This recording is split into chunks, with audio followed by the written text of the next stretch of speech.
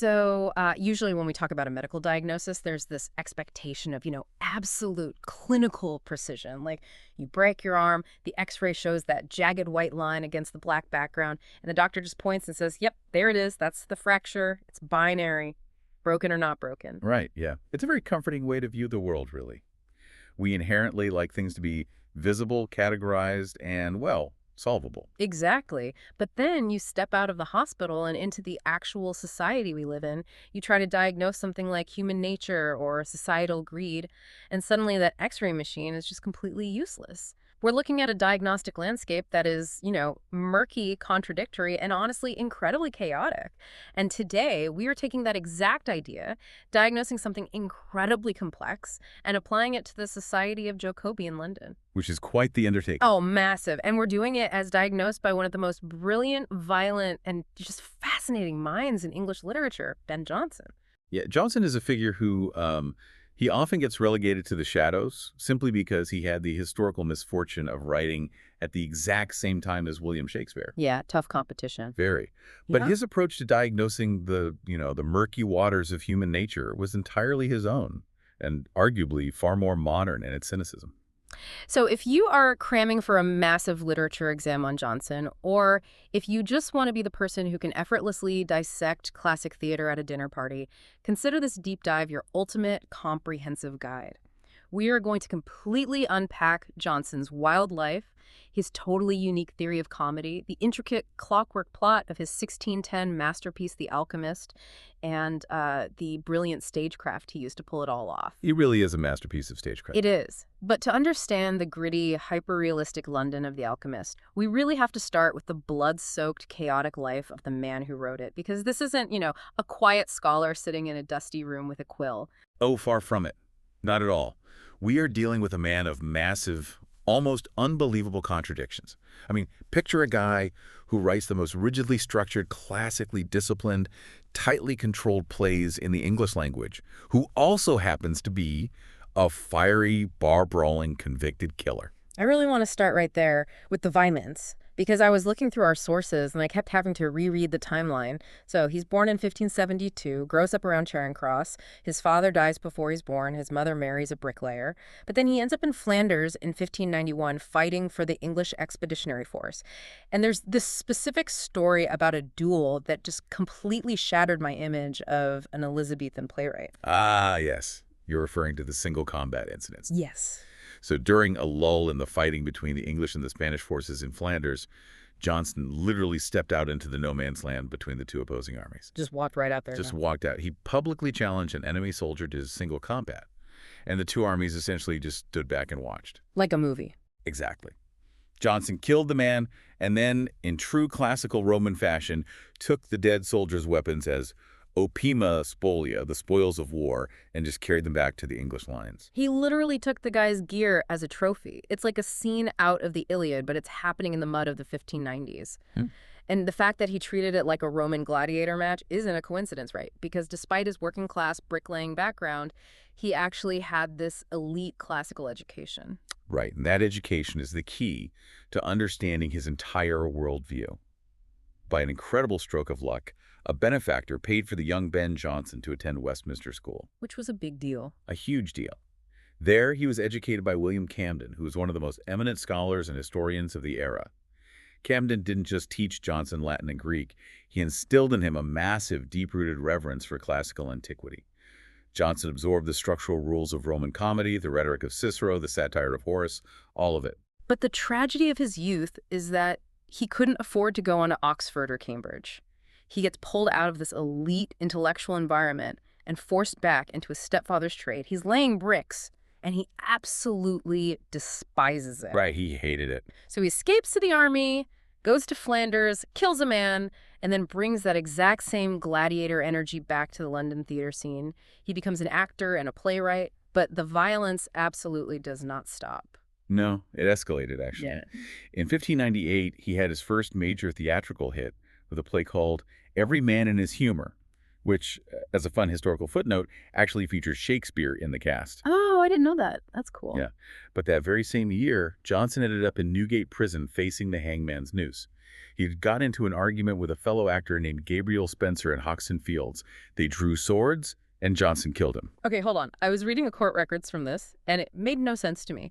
He's a bricklayer turned actor who just murdered a guy in a duel. He is sitting in Newgate Prison, which was notoriously horrific, just waiting to be hanged. But he gets out of it by claiming benefit of clergy.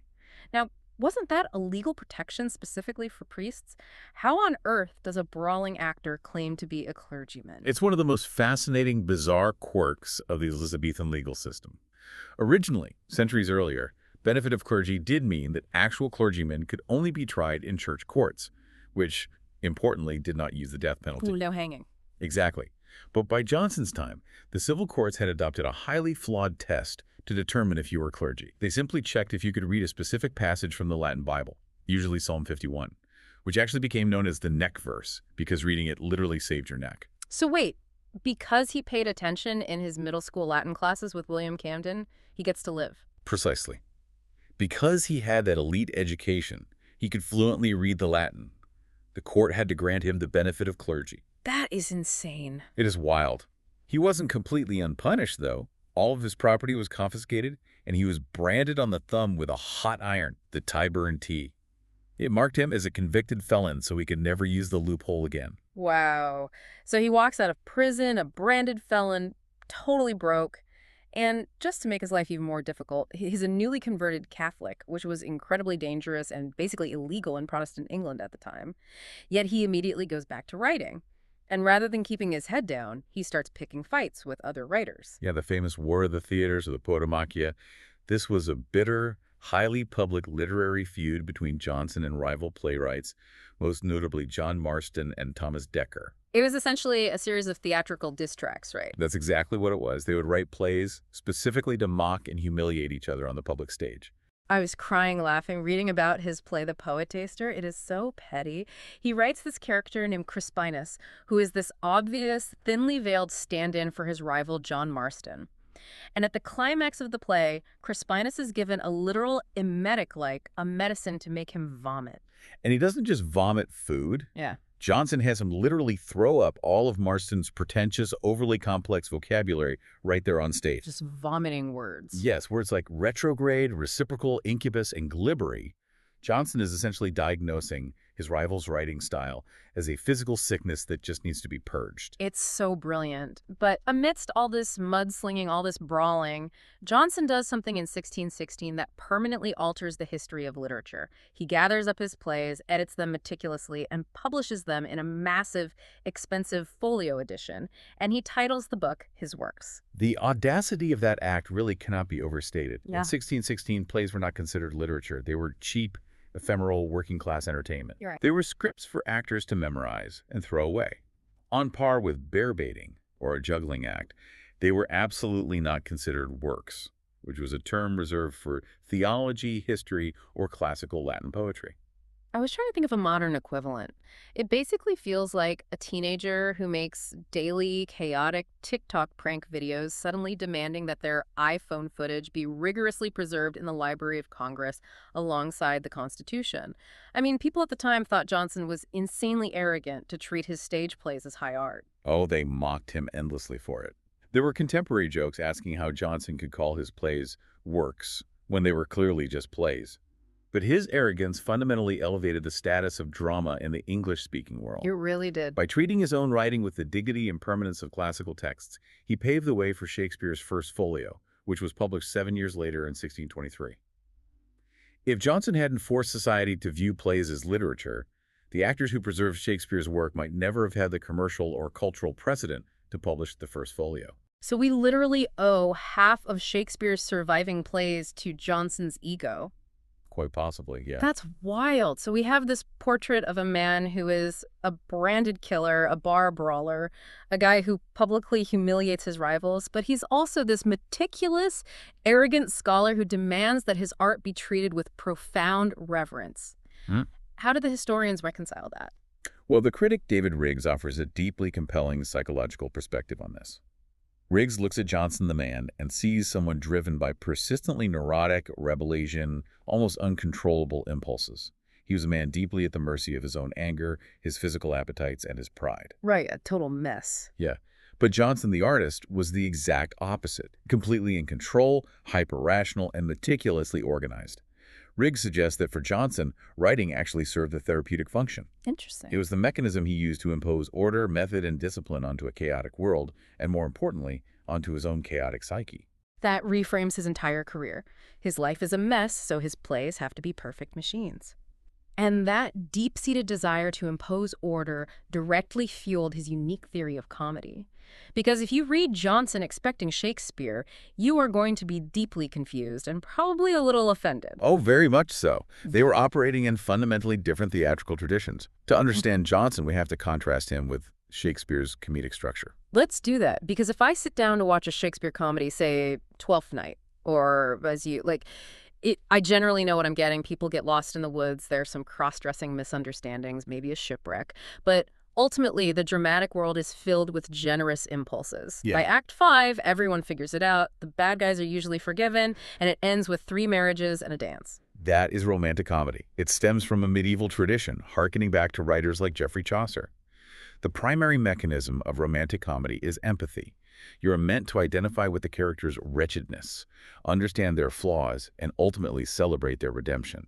So Shakespeare is basically giving us a warm hug at a chaotic family reunion. Everyone has their quirks, but we all love each other in the end. Jonson seems violently opposed to that idea. Jonson despised that kind of sentimentality. He wrote satiric comedy, heavily drawing from Renaissance interpretations of ancient Latin theorists.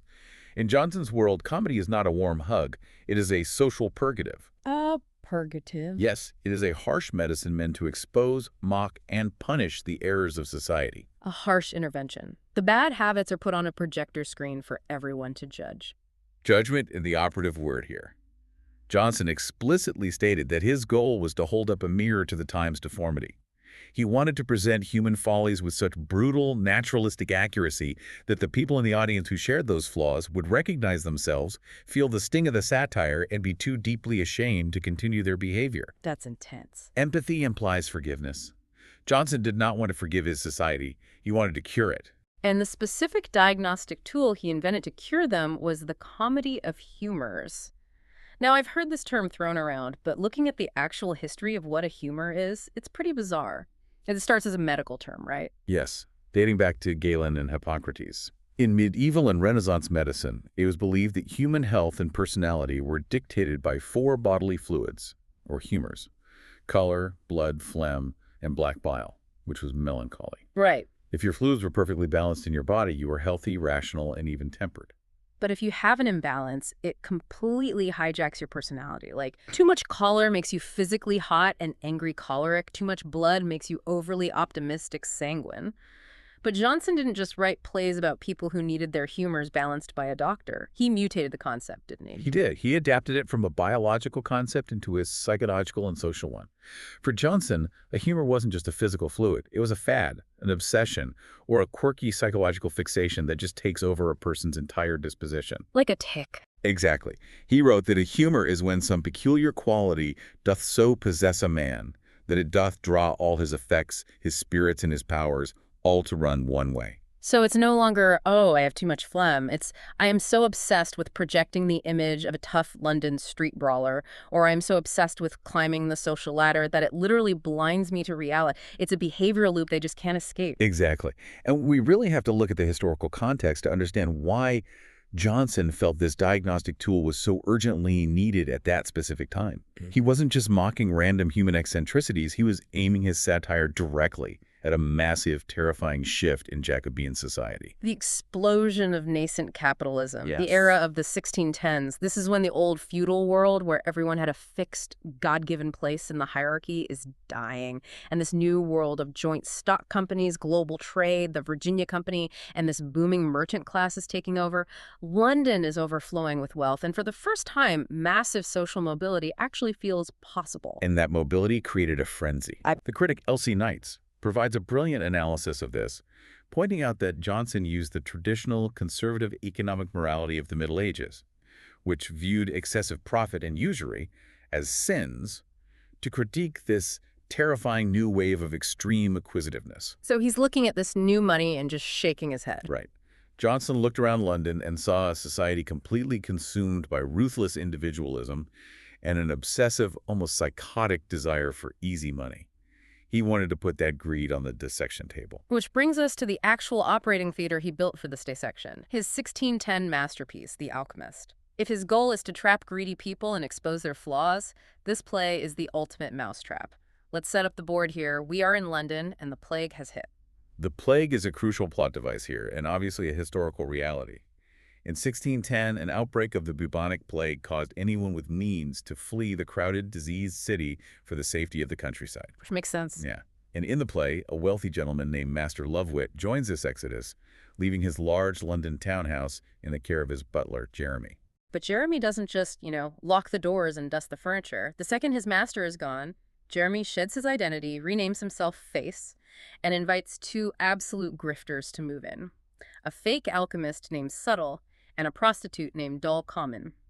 They actually draw up a formal contract to form a venture tripartite. Which is dark parody of the very joint stock companies that were driving London's capitalist boom. Oh, that's clever. Very.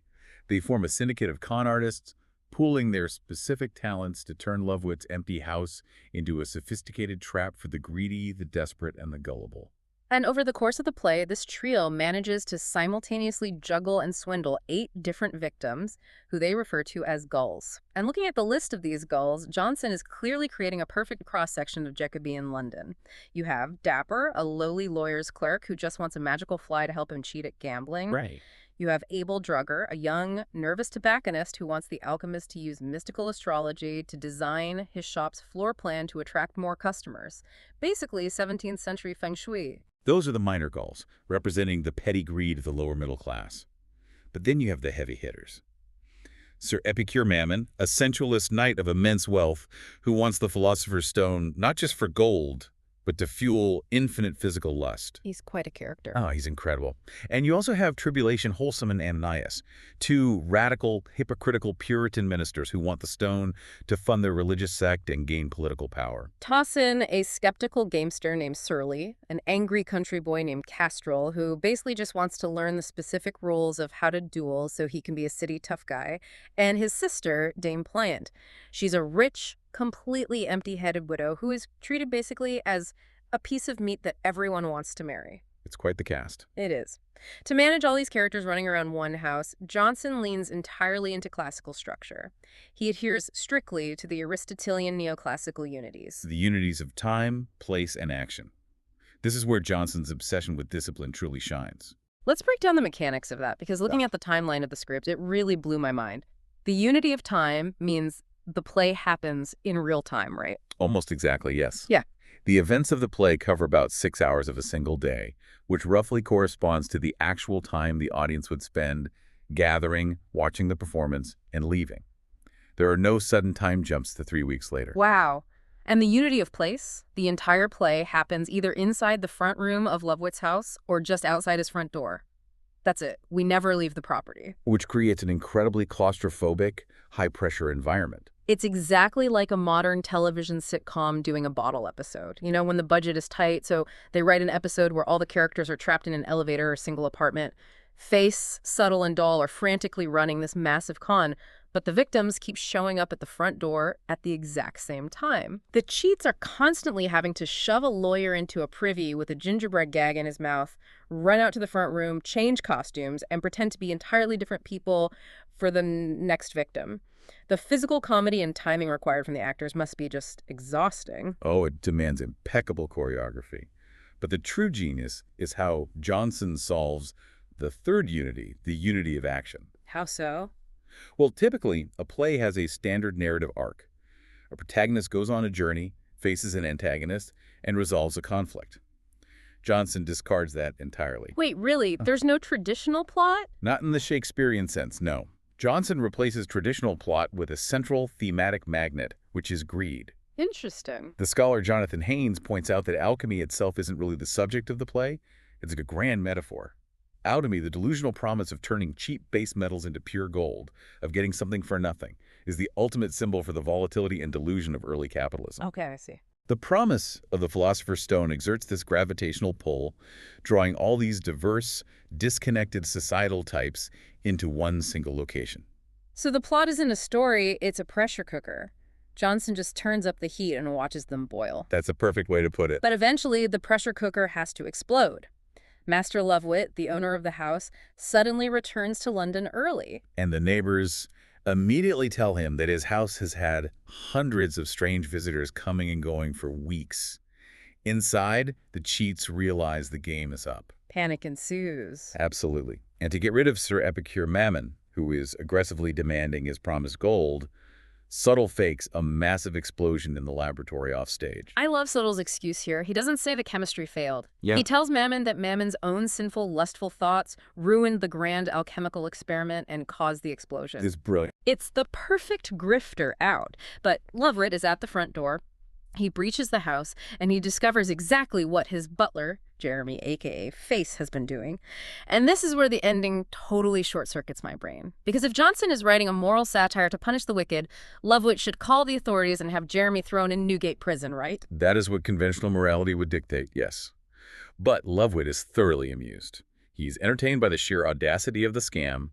He strikes a deal with his butler. He essentially says, if you can help me marry the rich young widow, Dane Pliant, I will forgive everything and you can keep your job. So Face immediately betrays his partners. He locks Subtle and Dell out, forcing them to flee over the back wall with absolutely nothing. Lovewit marries the rich widow, Face gets away with everything, and all the greedy victims are locked out in the street, having lost all their money and their dignity. The bad guy wins. It is a profoundly cynical resolution, but it works perfectly within Jonson's framework because of how he builds his characters. This leads us to examine the specific spiders and flies in this web.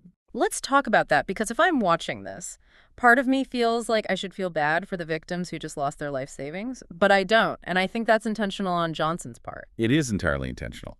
Earlier, we noted that Jonson's characters are caricatures, not portraits. If we look at Shakespeare's The Merchant of Venice, Shylock is initially introduced as a comic villain, a greedy moneylender meant to be mocked. Right. But Shakespeare's immense capacity for empathy takes over. He gives Shylock the half-nodded Jew eyes speech. He humanizes him, shows us his pain, and transforms a caricature into a complex, tragic portrait. You feel a deep discomfort when Shylock is destroyed at the end. Exactly. But in The Alchemist, Jonson deliberately places a firewall against our sympathy. His characters are superhuman in the intensity of their passions, but completely subhuman in their emotional depth. They're just one-dimensional greed machines. Yes, they lack any redeeming counterqualities. You aren't supposed to feel sorry for them because they aren't fully human. They are avatars of greed. Let's examine the spiders first, the three cheats. They operate exactly like modern-day fake internet gurus who sell courses on how to become a millionaire overnight. They don't just put on a wizard robe. They completely psychoanalyze their victims and inhabit whatever specific fantasy the victim wants to buy. They are ultimate chameleons. Yeah. Subtle is the intellectual intimidator. He uses a massive, overwhelming vocabulary of pseudoscientific jargon to basically paralyze his client's critical thinking. Just baffle them with bullshit, essentially. Yes. And Face is the street-level hustler, the quick change artist who scouts the marks and physically brings them into the trap. And then there's Doll. Yes, Dol Common is arguably the most vital of the three. She is the CEO of the operation. Whenever Face and Subtle's massive egos clash and they threaten to kill each other, Doll is the one who violently forces them back into line to protect the business plan. But the spiders can only succeed because the flies actively want to be caught. The victims do half the work. And the greatest fly in the play, maybe in all of English comedy, is Sir Epicure Mammon. Mammon is a magnificent, terrifying creation. The 19th century critic C.H. Herford called him a Faustus of the senses. That's a great description. Christopher Marlowe's Dr. Faustus sold his soul to the devil for infinite knowledge and magical power. Sir Epicure Mammon wants the Philosopher's Stone for infinite, grotesque, physical pleasure. His dialogue is insane. He doesn't just want a mansion and a nice horse. He weaves these opulent, surreal fantasies of gluttony that sound like a Roman emperor on a hallucinogenic bender. He talks about eating camel's heels and the tongues of carps boiled in dissolved pearls. His desires extend to the absurdly luxurious. He plans to have his beds blown up with air, because, as he says, down is too hard. Air mattresses in 1610. Right. And he wants his room filled with erotic pictures, and he plans to have his mirrors cut in subtle angles so that his reflection is infinitely multiplied as he walks naked among his concubines. It's MTV Cribs designed by Caligula. It's just too much. But what's brilliant is that his own massive lust is what makes him so easy to con. When Subtle tells him the experiment exploded because Mammon was thinking impure thoughts, Mammon completely believes it because he knows how impure his thoughts are. He defeats himself. Jonson is diagnosing a society that is literally begging to be robbed, provided the thief uses flattering enough jargon and validates their delusions. And this brings us to the most pointed social critique in the play, which is the Puritans' tribulation, wholesome, and Ananias. Because they aren't just greedy. They are hypocrites cloaking their greed in religious righteousness. Yes, and Jonson's historical accuracy here is razor sharp. At the time, radical Puritan sects known as Brownists had fled to Amsterdam to escape persecution from the Church of England. And historically, some of these groups were so desperate for funding to survive and build political power that they actually did seek out alchemists. So Jonson isn't entirely making this up. He puts them on stage. You have Ananias, who is the fiery, inflexible zealot. He thinks alchemy is a work of darkness and hates everything. But Tribulation Wholesome is the smooth political operator. He is. When faced with the chance to get infinite gold, Tribulation immediately starts rationalizing. He says, the children of perdition are oft times made instruments of the greatest works. It is the ultimate, the ends justify the means argument. When Subtle suggests a plan to cast counterfeit Dutch dollars, Ananias initially balks. But Tribulation smooths it over, arguing that because it serves their holy cause, counterfeiting is no longer a crime, it's a divine right. Wow.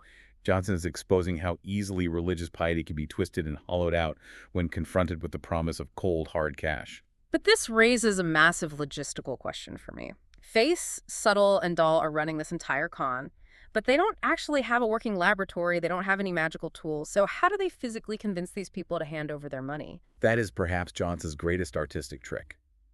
The alchemy in this play isn't chemical at all. It's entirely verbal. Oh, wow. The con artists use language to literally turn base human desire into gold, the actual gold coins they extract from their victims' pockets. You keep mentioning the jargon, and when you look at the script, it's just walls of text. It's written in blank verse, right? The whole da-dium, iambic pentameter rhythm. But it doesn't read like a sweeping Shakespearean sonnet. It feels aggressive and weaponized.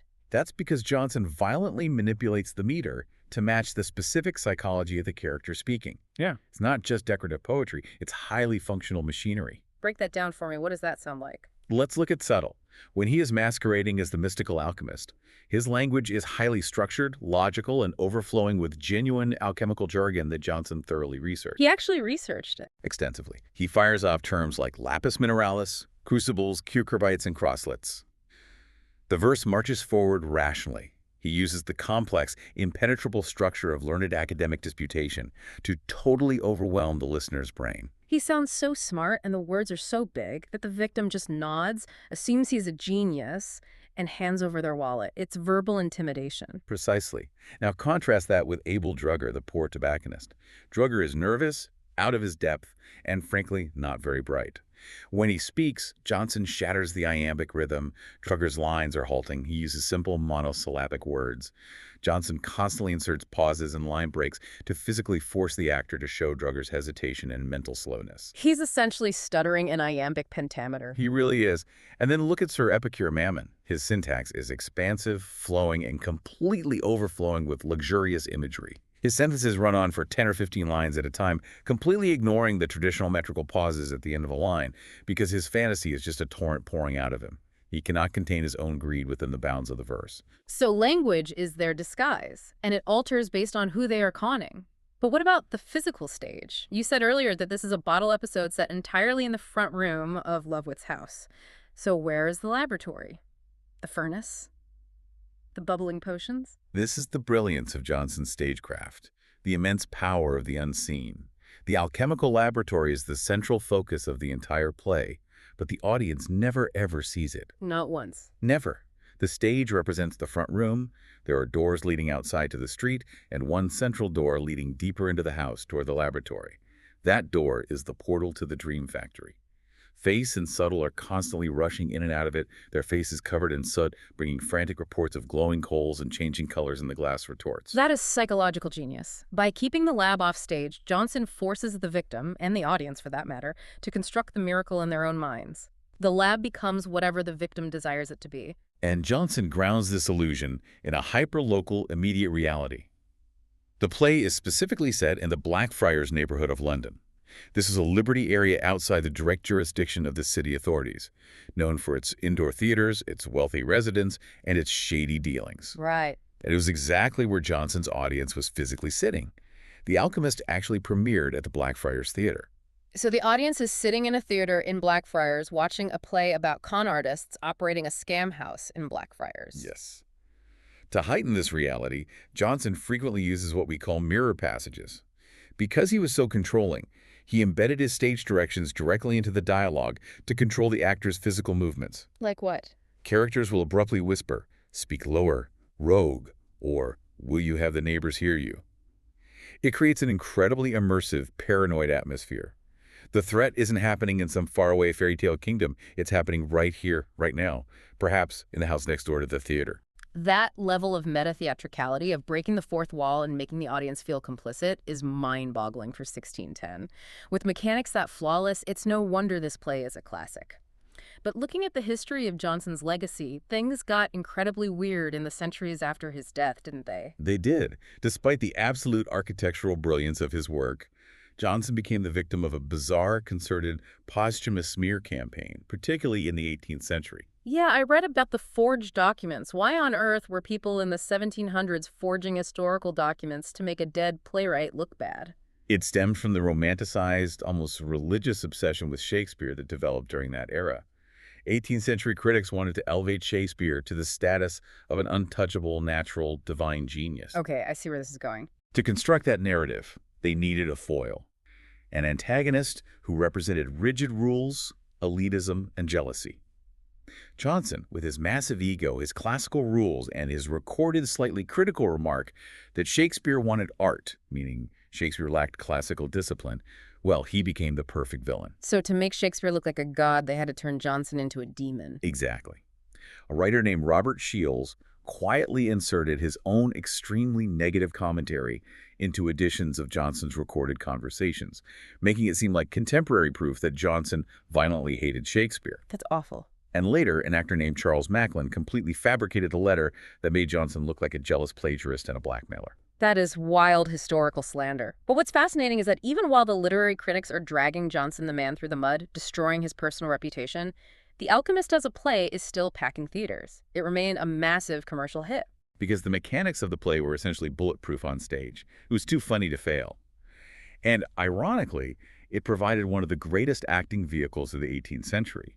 David Garrick, who was arguably the most legendary and influential actor of his era, took the relatively minor role of Abel Drugger, the stuttering tobacconist, and turned it into a comic masterpiece. I love this detail so much. Garrick played Drugger for over 30 years. It's like watching a modern blockbuster movie where the guy who comes in to deliver a pizza in one scene is so unbelievably funny that he steals the entire film, and the studio ends up giving him his own spin-off franchise. That is essentially what happened. The history of The Alchemist in the 18th century was practically the history of Abel Drugger. But in terms of Jonson's broader literary reputation, it took until the 20th century for a true, serious revival. Enter T.S. Eliot. Yes.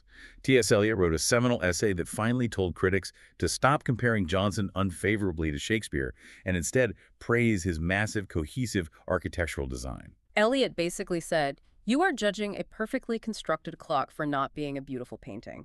Appreciate the clockwork." Precisely. And modern critics, like Anne Barton, have done tremendous work dismantling what was known as the dotage theory. That was the idea pushed by older critics like John Dryden, right? That Jonson's later plays were just the sad, declining ramblings of an old, out-of-touch man and his dotage. Yes, but Barton and others have proven that Jonson wasn't declining.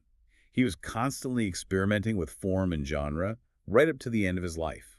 His legacy isn't one of fading relevance. It is a legacy of holding common sense above posturing. He punished innocence or religious piety if it was mixed with dangerous stupidity, and he often rewarded sharp intelligence, even if it was morally gray. Which brings us back to that cynical ending we talked about. Love what returns, finds out his butler has been running a massive criminal enterprise out of his house and just rewards him for it.